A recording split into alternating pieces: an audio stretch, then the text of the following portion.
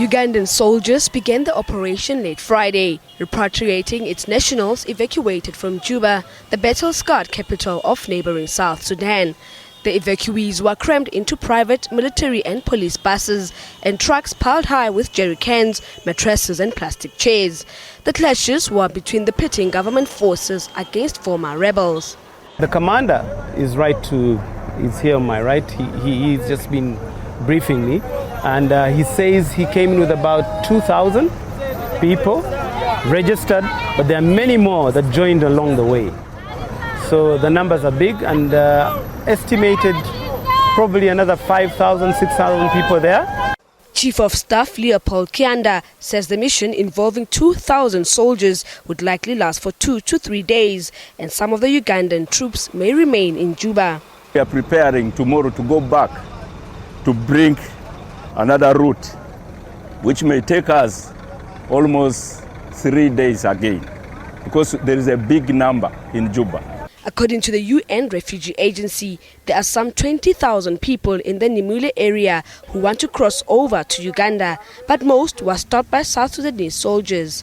Uganda's State Minister for Foreign Affairs Henry Okello Oryem dismissed suggestions that Kampala planned to use the evacuation as cover for resuming the military support it provided Salva Kiir during the civil war. Meanwhile, dozens of Sudanese women and children arrived in Khartoum from Juba late Friday after 3,000 people were evacuated from South Sudan. The country was rocked by fighting again last week when fierce fighting erupted in the capital ahead of the country's independence anniversary. We were in our house when suddenly gunfire erupted. We hid under our beds, but soon we had to leave our house when it was hit by a bomb. The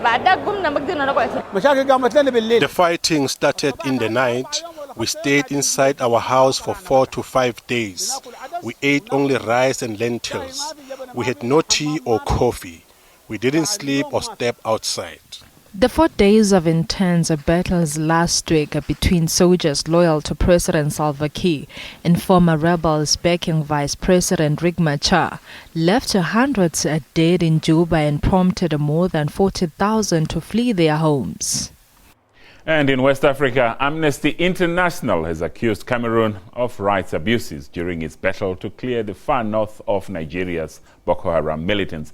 It says dozens of people accused of supporting the